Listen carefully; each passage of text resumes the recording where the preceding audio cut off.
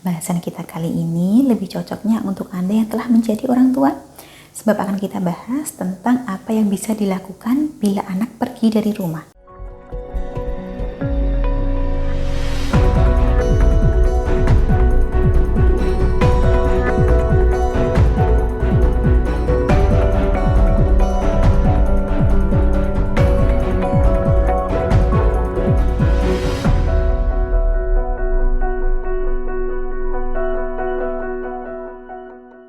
Salam Rahayu, kembali lagi dengan saya Dewi Suntari. Apa kabar Anda? Saya doakan semoga selalu sehat dan senantiasa diberikan kemudahan serta kelancaran dimanapun Anda berada. Bahasan kita kali ini lebih cocoknya untuk Anda yang telah menjadi orang tua, sebab akan kita bahas tentang apa yang bisa dilakukan bila anak pergi dari rumah. Persoalan ini merupakan salah satu urusan yang kadang muncul ketika berkonsultasi.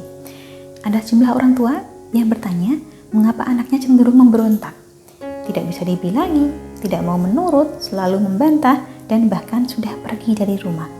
Pertanyaannya, anak ini kenapa? Dan bagaimana menghadapinya? Kalau soal kenapa, penyebabnya bisa berbeda-beda.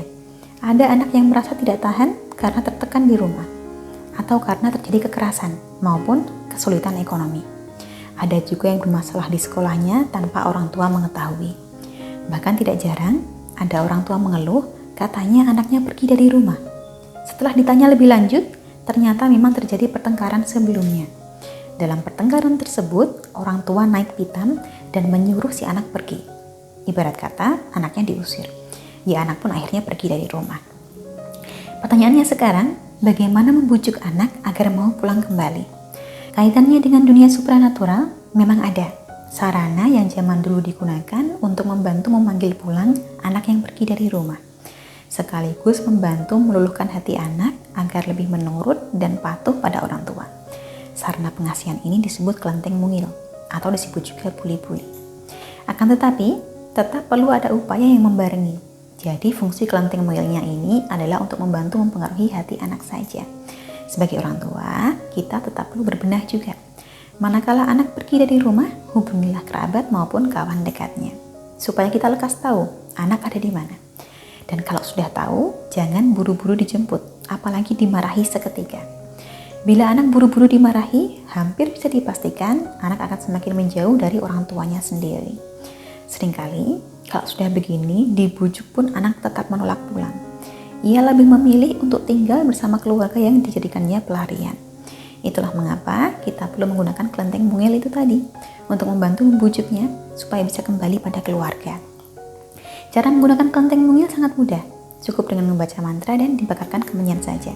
Niat kita supaya tergerak hati sang anak dan semoga selanjutnya bisa lebih luluh terhadap orang tua.